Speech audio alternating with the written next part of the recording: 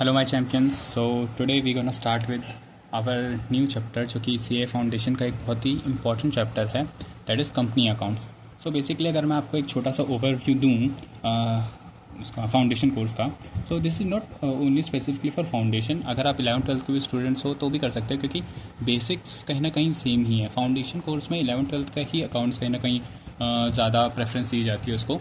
सो अगर मैं आपको एक छोटा सा ओवरव्यू दूँ, लाइक स्ट्रैटेजी बताऊँ, सो देखो फाउंडेशन जो कोर्स है हमारा, इसमें फाउंडेशन में अकाउंट्स में स्पेसिफिकली दो टॉपिक हैं, partnership account and company accounts.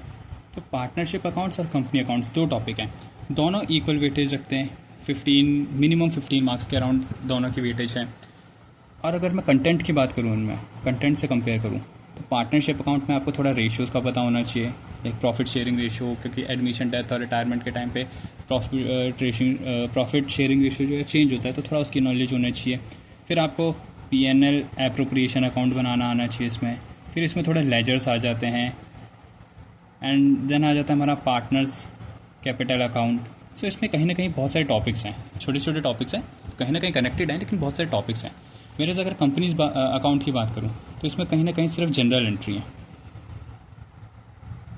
And मुझे ऐसा लगता है कि जनरल एंट्री हमारे सबके बेसिक स्ट्रॉन्ग ही होते हैं, बस ऑब्वियसली 11th से पढ़ते आ रहे हैं हम, सारा बेसिक ही जनरल एंट्री से स्टार्ट होता है। लेजर आपकी जनरल एंट्री, सो general entries primary book keeping एक तरीके से कह सकते हैं हम, तो इसलिए कहीं ना कहीं इसमें स्कोर करना ईजी हो जाता है। तो आई विल प्रेफर कि अगर आपको दोनों में से कोई एक टॉपिक करने का है और ये बहुत ही क्रूशियल टाइम है, तो आप कंपनी अकाउंट्स की तरफ जाओ एंड कंपनी अकाउंट्स को फॉलो करो। So without wasting any time, let's start with the topic. So I am gonna start with issue of shares. ये सबसे इंपॉर्टेंट पार्ट है आपका कंपनी अकाउंट्स में। इशू ऑफ शेयर्स आपको आ गया तो इशू ऑफ डिबेंचर्स भी आपको ईजी लगेगा। तो मैं आपको थोड़ा एक ओवरव्यू दे देता हूँ सबसे पहले कि how company functions and shares क्या होते हैं, शेयर्स इशू कैसे होते हैं, एंड शेयर्स इशू करने की नीड क्या होती है। तो सबसे पहले मैं आपको देखो एक चीज़ बताता हूँ। एक कंपनी है and how company is different from partnership और सोल प्रोप्राइटरशिप एंड पार्टनरशिप। तो इसका डिफरेंस आपको कहीं ना कहीं लॉ में मिल जाएगा, तो ये लॉ का कंटेंट है। लेकिन अगर मैं स्पेसिफिकली बता दूँ तो कहीं ना कहीं कंपनी इज़ लाइक बहुत वाइड एरिया के ऊपर ऑपरेशन करती है। अगर मैं आपको बताऊँ तो अगर आपको नेशनल लेवल पे काम करना है, मल्टीपल स्टेट्स में काम करना है, इंटरनेशनल जाना है, तो आपको कहीं ना कहीं कंपनी फॉर्म करनी पड़ेगी, क्योंकि कंपनी में कहीं ना कहीं ऐसे बेनिफिट्स हैं जो आपको एक बड़े लेवल पे ऑपरेशन या फिर बिज़नेस करने में हेल्प करते हैं। सो कंपनी इसलिए बनाते हैं लोग। अब इसका प्रॉपर एडवांटेजेस क्या हैं वो अलग टॉपिक है, वो लॉ का टॉपिक है, तो आप वहाँ कवर कर सकते हो। सो अब मैं अगर बताऊँ तो सारे बिजनेसेस की तरह कंपनी को स्टार्ट करने के लिए भी कैपिटल चाहिए। ऑब्वियसली अगर आपको कोई बिज़नेस करना है तो उसके लिए कैपिटल चाहिए। तो कंपनी में कैपिटल इज़ इक्विटी। अगर मैं ऊपर से एक जनरल व्यू बोलूँ तो कैपिटल ही इक्विटी होती है। तो कंपनी के केस में हम हमेशा इक्विटी वर्ड यूज़ करेंगे, बिकॉज इक्विटीज लुक्स लाइक थोड़ा प्रोफेशनल साउंड करता है। अब कंपनी में कैपिटल लाने के दो तरीके हैं। हर बिज़नेस में कैपिटल लाने के दो तरीके हैं, या तो इक्विटी के फॉर्म में ले आओ और या तो फिर डेट की फॉर्म में ले आओ। इक्विटी के केस में क्या हो जाता है, ओनरशिप सरेंडर हो जाती है। ओनरशिप, सपोज हम किसी से पैसा ले रहे हैं, हम उसको ओनरशिप दे रहे हैं। जस्ट लाइक कि जैसे हम सोल प्रोप्राइटरशिप में करते थे। सोल प्रोप्राइटरशिप में एक पर्सन होता था, उसकी मान लो एक छोटी सी दुकान है, शॉप है, तो वो उसके पास जो भी कैश है, जो भी उसके पास एसेट है, वो सब उसमें अपनी प्रोप्राइटरशिप में डाल देगा। तो this is capital. Just like that कि अब ये कैपिटल इसने इसमें डाल दी तो ये इसका ओनर हो गया। तो इसी की तरह कंपनी में जो भी बंदा अपने थोड़ा अमाउंट को, जो भी कंपनी वो करती है, आस्क करती है, वो दे देते हैं, तो कंपनी उसको ओनरशिप दे देती है, ओनरशिप राइट दे देती है कि that company belongs to you. अब कंपनी में जो भी प्रॉफिट होगा वो आपको भी मिलेगा। वेयर एज डेट की केस में, डेट में हम कहीं ना कहीं बोरोवर बन जाते हैं। हमसे मेरा मतलब है कंपनी। अगर कंपनी डेट लेकर के आ रही है, so you all know about debt, company debt लेकर के आ रही है तो उसको एक फिक्स परसेंटेज ऑफ इंटरेस्ट देना पड़ेगा। तो कहीं ना कहीं ये बोरोवर का केस हो जाता है। बट इक्विटी के केस में ओनरशिप हो जाती है। सो इसमें हमें कोई फिक्स्ड परसेंटेज ऑफ इंटरेस्ट नहीं होता है। अब ये परसेंटेज इंटरेस्ट देना है तो ये एक तरीके से चार्ज है। वेदर हमें प्रॉफिट हो या ना हो, हमें ये देना ही देना है। तो this is charge against profit, इसको हम कह सकते हैं इंटरेस्ट को चार्ज अगेंस्ट प्रॉफिट। लेकिन इक्विटी के केस में ऐसा नहीं है। अगर इक्विटी पैसा लेकर के आ रहे हो तो आपको प्रॉफिट नहीं होता है तो ज़रूरी नहीं है कि आप प्रॉफिट डिस्ट्रीब्यूट करो। सो सबसे बड़ा डिफरेंस यही है कि इक्विटी के केस में ओनरशिप हो जाती है, डेट के केस में हम बोरोवर बन जाते हैं। प्लस इसका इंटरेस्ट देना ही देना होता है। इसमें हम कभी कभार ऐसा होता है कि अगर प्रॉफिट नहीं हुआ तो नहीं देंगे। तो बेसिक डिफरेंस यही है। अब हमारा इसमें इशू ऑफ डिवेंचर्स वाला वो अलग चैप्टर है, बट अभी हम बात कर रहे हैं इशू ऑफ शेयर्स की बात कर रहे हैं। अब इशू ऑफ शेयर्स में कहीं ना कहीं ओनरशिप वाला कॉन्सेप्ट आता है। अगर मैं इसको नेक्स्ट पेज पे आपको लेकर के चलूँ, सी अब हम क्या कर रहे थे, कंपनी ने फंड्स इकट्ठा करें एंड कंपनी ने कौन सा सोर्स चुना है, इक्विटी वाला सोर्स चुना है, इक्विटी वाला सोर्स चूज़ किया। अब डेट वाला केस वो अलग है, उस पर नहीं जा रहे हैं। अब इक्विटी में भी दो केसेस आ जाते हैं, एक इक्विटी शेयर या फिर इक्विटी कैपिटल कह लो उसको, और इसको कह लो प्रेफरेंस कैपिटल। अगेन ये भी कहीं ना कहीं लॉ का टॉपिक है। आपकी अकाउंट्स में थ्योरी की बुक भी दे रखी है, थ्योरी में मतलब थ्योरी पार्ट में भी दे रखा है, ये सब डिफाइन कर रखा है। लेकिन मैं उतना डिटेल में नहीं करूँगा because I want to cover your practical part. So मैं प्रैक्टिकल पार्ट पे ज़्यादा ध्यान दूंगा। मैं जस्ट ओवरव्यू दे रहा हूँ आपको। Equity capital R the real owners, you can say that equity capital जो होता है, जिसके इक्विटी कैपिटल जो कंट्रीब्यूट करता है वो रियल ओनर्स होते हैं। ये भी ओनर्स ही होते हैं, बट मेन डिफरेंस इसमें ये होता है कि मैनेजमेंट में पार्ट लेते हैं, लेकिन ये मैनेजमेंट में पार्ट नहीं लेते हैं।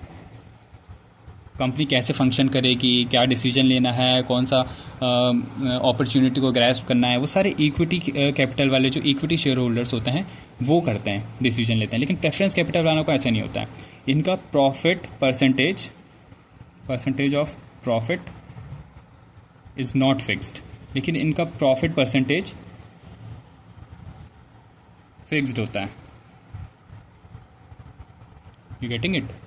इनको एक ही रेट पे परसेंटेज पे मिलेगा। अब सपोज़ अगर 1000 का प्रॉफिट हुआ, 1000 है और इनका प्रॉफिट परसेंटेज है 10%, तो 1000 का इनको 10% ही मिलेगा हमेशा।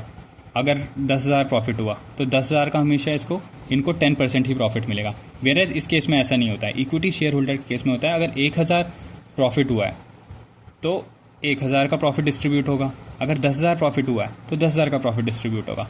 ऐसा कोई फिक्स परसेंटेज नहीं होती है इनके प्रॉफिट की। और कभी कभार अगर नहीं हुआ है प्रॉफिट तो फिर इनको प्रॉफिट नहीं मिलेगा, ऐसा भी होता है। वन मोर थिंग, इसकी प्रेफरेंस कैपिटल और इक्विटी कैपिटल में फ़र्क क्या है कि प्रेफरेंस वालों को नाम से पता चल रहा है प्रेफरेंस मिलती है। अगर आप प्रॉफिट दे रहे हो तो सबसे पहले इनको दोगे, प्रेफरेंस कैपिटल वालों को दोगे। अगर आप कैपिटल रीपे कर रहे हो, यानी कि आप कंपनी बंद कर रहे हो और जिसने जितना पैसा दिया था उसको सब वापस कर रहे हो, तो इनको प्रेफरेंस मिलती है कैपिटल रीपेमेंट के टाइम पे। तो ये दोनों चीज़ में इनको प्रेफरेंस मिलती है। That's why they are called preference share holders. अब प्रेफरेंस कैपिटल और प्रेफरेंस शेयर होल्डर से कहीं ना कहीं मिलते जुलते टर्म्स हैं। अगर मैं आपको बताऊं तो मैंने आपको बताया ना इक्विटीज़ कैपिटल, तो कैपिटल दो टाइप की होती हैं, या तो एक डेट कैपिटल हो जाएगी या एक ओनरशिप वाली कैपिटल हो जाएगी। लेकिन हम डेट कैपिटल की बात नहीं कर रहे हैं, ओनरशिप वाली कैपिटल की बात कर रहे हैं। अब ओनरशिप भी दो तरह की होती है। उसमें होती है एक इक्विटी वाली ओनरशिप, जो क्या होता है रियल ओनर्स होते हैं, मैनेजमेंट में पार्ट लेते हैं, इनका प्रॉफिट शेयरिंग फिक्स नहीं होता है। एक क्या होता है प्रेफरेंस वाले ओनर्स होते हैं। प्रेफरेंस वाले ओनर्स क्या होते हैं, जो ओनर्स तो होते हैं लेकिन इनका मैनेजमेंट में मैनेजमेंट पार्ट नहीं लेते हैं, और इनका प्रॉफिट परसेंटेज क्या होता है, फिक्स्ड होता है।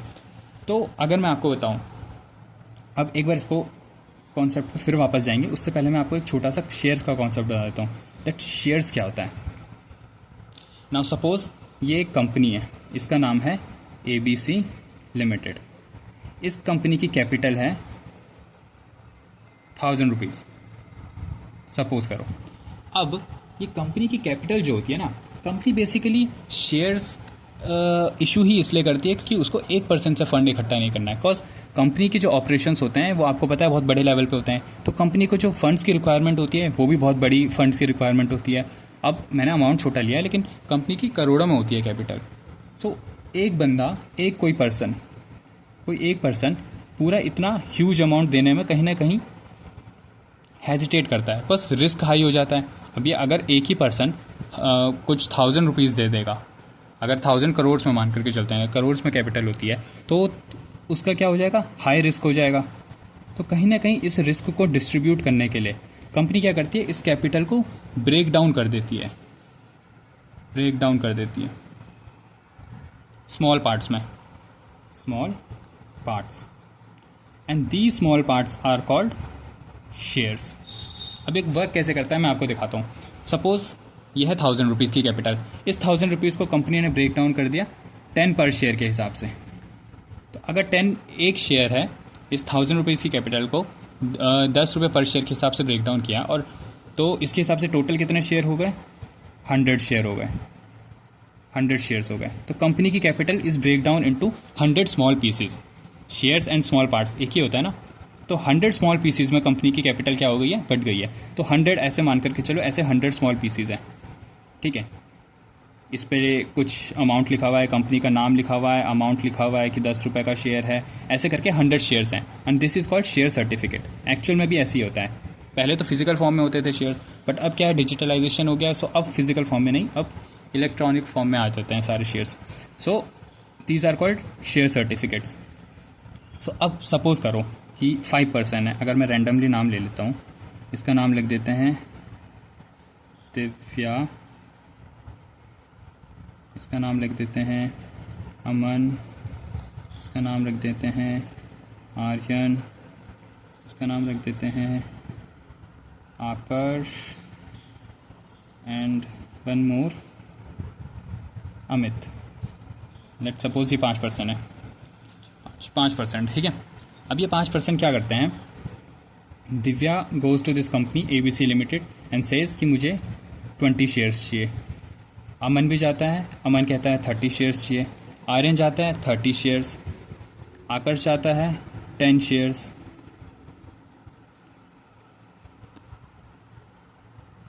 और अमित जाता है, ये भी 30 शेयर मांगता है। तो टोटल कितने शेयर्स हो गए इनके, 100 शेयर हो गए ना, 50, हाँ 100 शेयर्स हो गए। सो अब दिव्या जो है 20 शेयर्स लेने गई है, तो 100 शेयर्स में से, क्योंकि कंपनी की कैपिटल किस में ब्रेक डाउन है, 1000 रुपीज़ में, अब ये 1000 रुपीज़ 100 शेयर्स में ब्रेक डाउन है। अब दिव्या जाती है कंपनी के पास, वो 20 शेयर्स लेती है, तो अब 20 शेयर के लिए उसको कितना पेमेंट करना पड़ेगा, 10 रुपये के हिसाब से 200। अमन को कितना करना पड़ेगा, 300, आर्यन को 100, आकर्ष को 100, एंड अमित को 300। अब ये 300 क्यों हुआ है, ये इंटू 10 क्या है, बिकॉज हमें पता है कि एक शेयर को हमने ब्रेक डाउन किया है 10 रुपीज़ में। अब दिव्या ने अप्लाई किया है 20 शेयर्स के लिए कि कंपनी को, इसको कंपनी के 20 शेयर्स चाहिए, सो दैट्स वाई इसको 200 रुपीज़ देने पड़ेंगे। ऐसे अमन को 300। अब अगर मैं यहाँ पे मान करके चलूँ, ये 1% था, ये 1% अगर 1000 रुपीज़ देता तो कहीं ना कहीं इसके लिए रिस्क बहुत बढ़ जाता। बिकॉज ऑब्वियस सी बात है कि अगर कंपनी का प्रोजेक्ट फेल होता या कंपनी बंद होने की कगार पे आ जाती लिक्विडेशन के लिए, तो इसका 1000 रुपीज़ लॉस में जाता। लेकिन अगर अब कंपनी बंद होगी तो ये 1000 रुपीज़ का जो रिस्क है ये डिस्ट्रीब्यूट हो गया, कि अगर दिव्या को लॉस होता है तो दिव्या को सिर्फ 200 रुपये का लॉस होगा। अगर अमन को लॉस होता है, अगर कंपनी बंद होती है तो सबको लॉस होगा, तो अमन को लॉस होगा तो अमन को सिर्फ 300 लॉस में जाएगा। So that's how company works. Like share का कॉन्सेप्ट ही इसलिए लाए थे ताकि कि रिस्क डिवाइड हो जाए, प्लस बहुत सारे सोर्स से फंड आ सके। अब ऐसा भी नहीं है कि दिव्या 1000 रुपीज़ दे दे डायरेक्ट, क्या पता इसकी कैपेसिटी ना हो 1000 रुपीज़ की, इसकी कैपेसिटी सिर्फ 200 रुपीज़ देने की हो। सो अब 200 की कैपेसिटी है, बल्कि कंपनी को रिक्वायरमेंट 1000 रुपीज़ की है, क्योंकि कंपनी की कैपिटल 1000 रुपीज़ तक की है। लेकिन कोई एक पर्सन नहीं दे सकता, इनमें से कोई एक पर्सन नहीं था जो पूरे 1000 दे सकता था, पर ये इंडिविजुअली थोड़ा थोड़ा अमाउंट दे सकते थे। तो दैट्स हाउ कंपनी ने एक ट्रिक निकाली दैट मैं अपनी कैपिटल को डिस्ट्रीब्यूट कर देती हूँ स्मॉल पार्ट्स में। वो स्मॉल पार्ट्स में बहुत सारे लोग, मल्टीपल लोग अप्लाई करेंगे, एंड मल्टीपल लोग अप्लाई करेंगे तो हमारी कैपिटल कंट्रीब्यूट हो जाएगी। तो शेयर्स का कॉन्सेप्ट इसीलिए आया था। I hope you getting it. कि और मैंने आपको बता दिया है ये चीज़ दैट शेयर्स कैसे फॉर्म में होते थे। लाइक ऐसे शेयर सर्टिफिकेट एक पेपर फॉर्म होता था, these are called share certificate. अब ये इलेक्ट्रॉनिकली आ जाता है। सो यही कॉन्सेप्ट है। सबसे पहले कैपिटल मैंने आपको बताया कि कंपनी में कैपिटल कैसे आती है, इक्विटी जिसे कि बोलते हैं इक्विटी। अब ओनरशिप वाली कैपिटल, ओनरशिप वाली भी दो टाइप की कैपिटल होती है, equity capital and preference capital.